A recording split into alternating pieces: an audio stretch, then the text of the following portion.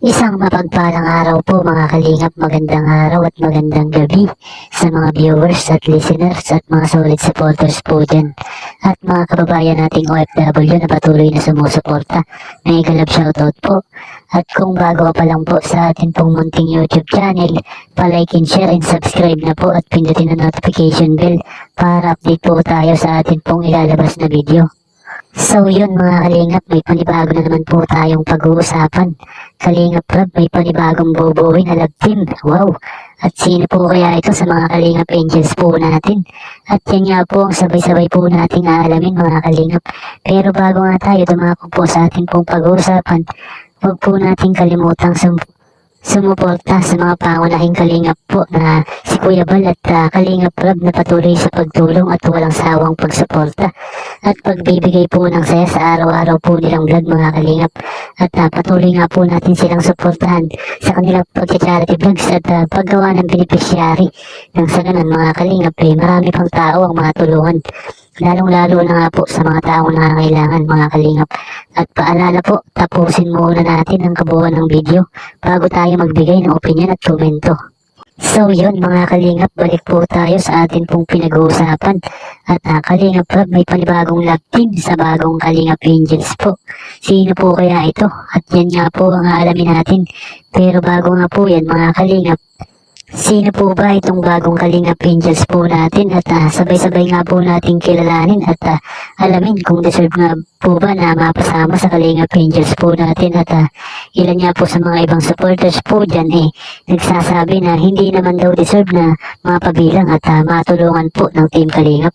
At kilalanin nga po natin sino po ba ito at totoo po ba na mga inaakusan ng mga bashers po dyan. At napaganda nga po na mapag-usapan itong mga kalingap at sinasabi nga po ng ilan kinuha lang ng dahil sa magandang babae lang daw po ito at wala nga pong iba kundi si Bridget po mga kalingap. At sa unang pagkakataon niya po, unang lumapit itong si Bridget at humingi nga po ng tulong sa team kalingap.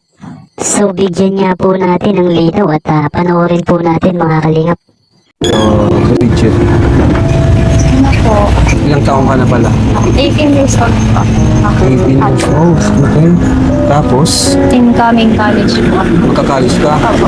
Ngayon, sapat ba yung kinikita nyo para makapag-college na? Kasi po, nung nasa high school lang po, okay man po yung kita namin. Kasi po, kami po, apat po kami magkakapatid. Puro po kami babae. Tapos, si ate po po kasi college na po ngayon. Mga second year po siya. Ako po, masali din po ako, college din po. Jadi, mas kukulangan po talaga kami ng pera kasi hindi po biro kapag nag-college. Lalo na po yung ate ko kasi eduk po siya. Mag-asasakit talaga kasi. Okay. Tapos yung lolo ko po kasi nawala lang po siya kahapon po. 3 p.m. po nawala siya. Tapos ang ano po namin, di po, syempre lang po kami talagang pang talaga sa, lalo po namatay po yung lolo ko, parang kipit din po kasi po kailangan po namin nabigyan ng maayos ng purong yung yung lolo ko. Ako po, simula po ng grade 11 ko po, mag-side hustle lang po ako. Side na. Okay lang po. Ikaw lang po kayo. Alam mo, kahit ang ganda-ganda ni Bridget, di niya kinakahiya yung kanyang kalagayan sa buhay. Bakit kaya Bridget? Na kahit ang ganda-ganda mo, iba kasi maarte. Dapat magmukha ako mayaman sa mga kaibigan ko. Pero ikaw, bakit ka, totoong di ka na yung lumapit? Siyempre, may mga kapanood nito. Bakit di mo kinakahiya yung kalagayan mo talaga? Sa akin po kasi okay mo lang po yun kasi di naman po yung makakababa sa pagkatao kasi kung makikilala man po nila ako. Kaysa sa tinatago, di ba?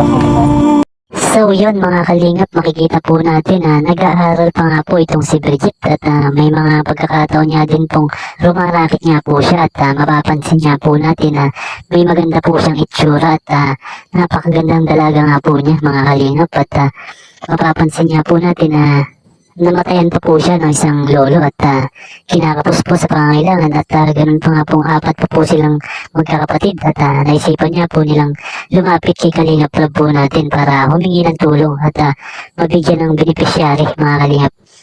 Kayo ba mga kalingap, ano po ba ang masasabi nyo? Deserve po ba ni Bridget na mapasama sa Kalingap Angels po natin at para sa akin po mga kalingap, deserve niya po na matulungan at mapapansin naman po natin na hirap po talaga sa buhay at puro babae pa nga po silang magkakapatid at masasabing deserve po talaga na matulungan po mga kalingap. Maibang dako naman po tayo mga kalingap, pag-usapan naman po natin ang patungkol nga po sa mga love team at nagkakaroon na nga po ito ng issue at pagkakaroon ng mga sagutan at kayo po ba mga kalingap, ano po ba ang masasabi nyo at ano po ba ang mas magandang gawin patungkol nga po sa mga nangyayari at i-comment po natin sa baba mga kalingap at mag-isa-isa po natin at kung mapapansin po natin mga kalingap nagiging toxic na po ang mga ilan po sa mga supporters sa bawat club team at yung iba naman po sinasabing marapat na alisin na lang daw ang bawat club team. So, ang masasabi ko nga lang po mga kalingap at para sa akin po hindi naman po lahat, kung mapapansin naman po natin na mas lamang po ang solid supporters at para po sa mga bashers mahalagang pakiusap nga po na tigilan na ang pangbabash at pakikipagtalo upang sa ganun mga kalingap maiwasan na po ang mga ganyan pong usapin mga kalingap at nakakasira lang po talaga sa mga kalingap community po natin.